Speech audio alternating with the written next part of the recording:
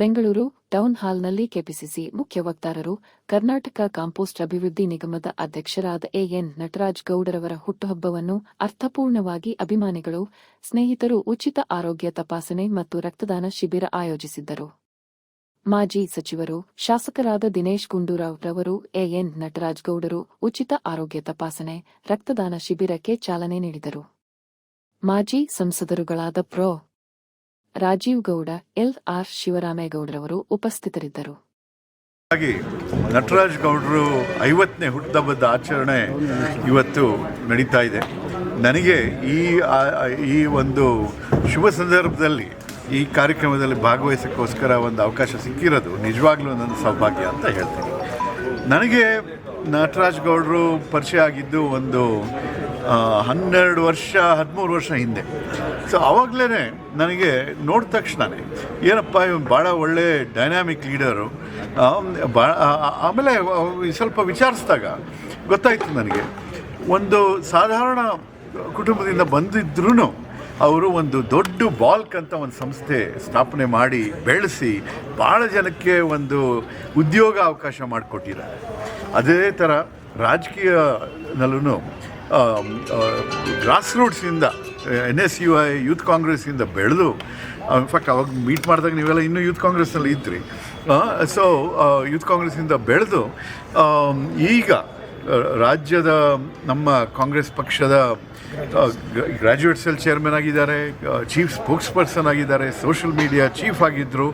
ಅದೇ ಥರ ಈಗ ಕಾಂಪೋಸ್ಟ್ ಕಾರ್ಪೊರೇಷನ್ ಅಧ್ಯಕ್ಷರು ಆಗಿದ್ದಾರೆ. ಕಾಂಪೋಸ್ಟ್ ಕಾರ್ಪೊರೇಷನ್ ಅಧ್ಯಕ್ಷರಾಗೋ ಸಂದರ್ಭದಲ್ಲಿ ನಾನು ನಟರಾಜು ಆಗಿನ ಮುಖ್ಯಮಂತ್ರಿಗಳಾದ ಸಿದ್ದರಾಮಯ್ಯನವ್ರ ಜೊತೆ ಚರ್ಚೆ ಮಾಡಿ ಇಂಥ ಒಳ್ಳೆ ಕಾರ್ಯಕರ್ತರು, ನಮ್ಮ ಮುಖಂಡರು ಕಾಂಗ್ರೆಸ್ ಪಕ್ಷಕ್ಕೆ ಸುಲಭವಾಗಿ ಸಿಗೋದಿಲ್ಲ, ನಿಜವಾಗ್ಲೂ ಅವ್ರಿಗೆ ಇನ್ನೂ ಅವಕಾಶ ಮಾಡಿಕೊಡ್ಬೇಕು ಅಂತ ನಾವು ಒಂದು ಸ್ವಲ್ಪ ಒತ್ತಾಯ ಮಾಡಿದಾಗ ಅವರು ಖಂಡಿತ ಚೇರ್ಮನ್ ಮಾಡ್ತೀನಿ ಅಂತ ಹೇಳಿದರು. ಆದರೆ ನಾವು ಹೋಗಿದ್ದ ಸಮಯದಲ್ಲಿ ಎಲ್ಲ ಚೇರ್ಮನ್ಶಿಪ್ಸ್ ಅಲಾಟ್ ಆಗೋಗ್ಬಿಟ್ಟಿತ್ತು ಬೇರೆಯವ್ರಿಗೆ. ಅಂಥ ಪರಿಸ್ಥಿತಿಯಲ್ಲಿ ಈ ಕಾಂಪೋಸ್ಟ್ ಕಾರ್ಪೊರೇಷನ್ನು ಬಂತು. ನಾನು ಕೇಳಿದೆ, ತೊಗೊಳ್ತೀರಾ, ಇದರಲ್ಲಿ ಅಷ್ಟೇನು ಇದಿಲ್ಲ. ಆವಾಗ ನಟರಾಜ್ ಹೇಳಿದ್ರು, ನೋಡಿ ಯಾವುದಾದ್ರೂ ಸಿಗಲಿ, ನಮಗೆ ಕೈಗೆ ಬಂದ ಮೇಲೆ ನಾವು ನಮ್ಮ ಸಾಮರ್ಥ್ಯ ತೋರಿಸ್ತೀವಿ. ಅದು ತೋರಿಸಿದಾರಾಗಲೇ ಆ ಒಂದು ಕಾರ್ಪೊರೇಷನ್ನಲ್ಲಿ ಫಂಡ್ಸ್ ಏನು ಜಾಸ್ತಿ ಇಲ್ಲದೇ ಇದ್ರೂ ವಾಲಂಟಿಯರ್ ಆಗಿ ಬೇರೆ ಬೇರೆ ಕಾಲೇಜ್ಗಳು, ಬೇರೆ ಬೇರೆ ಸಂಸ್ಥೆಗಳು CSR ಫಂಡ್ಸ್ನ ರೇಸ್ ಮಾಡಿ ಎಲ್ಲರ ಸಹಕಾರದಿಂದ ನಮ್ಮ ಬೆಂಗಳೂರಿನಲ್ಲಿ ಏನು ಒಂದು ಕಸದ ಒಂದು ತೊಂದರೆ ಇದೆ, ಅದನ್ನು ನಮ್ಮ ಕಸ ಮುಕ್ತ ಬೆಂಗಳೂರು ಮಾಡಬೇಕು ಅಂತ ಆ ಒಂದು ಕಾರ್ಯಕ್ರಮ ಒಂದು ಶುರು ಮಾಡಿ, ಅದು ಈ ಕಾಂಪೋಸ್ಟ್ ಅಂತಂದರೆ ಗೊಬ್ಬರ, ವೆಟ್ ವೇಸ್ಟ್ನ ಗೊಬ್ಬರ ಮಾಡಿ ನಮ್ಮ ರೈತರಿಗೆ ಉಪಯೋಗ ಮಾಡಿಸೋಂಥ ಒಂದು ವ್ಯವಸ್ಥೆ. ಸೊ ಅವಕ್ಕೆಲ್ಲ ರೆಡಿ ಮಾಡಿದ್ದಾರೆ. ನಿನ್ನೆ ಸಾಯಂಕಾಲ ನನಗೆ ಕೋರಮಂಗಲ 3rd ಬ್ಲಾಕ್ನಲ್ಲಿ ಒಂದು ಗ್ರೂಪ್ ಇದೆ, ಅವರೂ ಇದೇ ನಡೆಸ್ತಾರೆ. ಸೊ ಅದಕ್ಕೆ ನಾನು ಹೇಳಿದೆ, ನೋಡಿ ನಮ್ಮ ನಟರಾಜ್ ಗೌಡ್ರು ಇದ್ದಾರೆ, ಅವ್ರ ಜೊತೆ ಒಂದು ಮೀಟಿಂಗ್ ಮಾಡಿಸ್ತೀನಿ, ನೀವು ಇದೇ ಥರ ಸಿಟಿಸನ್ ಮೂವ್ಮೆಂಟ್ ಮಾಡಬೇಡ ಬೆಂಗಳೂರು ಸಿಟಿನಲ್ಲಿ, ಆ ಥರ ಮಾಡಬೇಕು ಅಂತ ಅದನ್ನು ಬೇರೆಯವ್ರ ಜೊತೆ ನಾನು ಈ ಥರ ಯೋಚನೆ ಮಾಡೋಕ್ಕೂ ಹೋಗೋದಿಲ್ಲ. ಆದರೆ ನಟರಾಜ್ ಬಗ್ಗೆ ನಮಗೆ ಒಂದು ಭಾಳ ಒಂದು ಕಾನ್ಫಿಡೆನ್ಸ್ ಇದೆ. ಏಕೆ ಅಂತಂದರೆ ಅವರು ಸುಮ್ಮನೆ ಈ ಥರ ನಮ್ಮ ಮಾಜಿ ಶಾಸಕರು, ಮಾಜಿ ಸಂಸದರು ಶಿವರಾಮೇಗೌಡರು ಬಂದಿದ್ದಾರೆ, ಅವ್ರಿಗೂ ನಾನು ಸ್ವಾಗತ ಬಯಸ್ತೀನಿ. ಸೊ ಈ ಥರ no hurdle is big enough, no challenge is big enough, we will take it on ಅಂದ್ಬಿಟ್ಟು ಆ ಥರ ನಟರಾಜ್ ಮುಂದೆ ಬಂದು ಈ ಥರ ನನಗೆ ಭಾಳ ಭರವಸೆ ಇದೆ. ಏನು ಅಂತಂದರೆ ಅವರು ಈ ಒಂದು ಹುದ್ದೆನಲ್ಲಿ ಭಾಳ ಬದಲಾವಣೆ ತರ್ತಾರೆ ಬೆಂಗಳೂರಿನಲ್ಲಿ.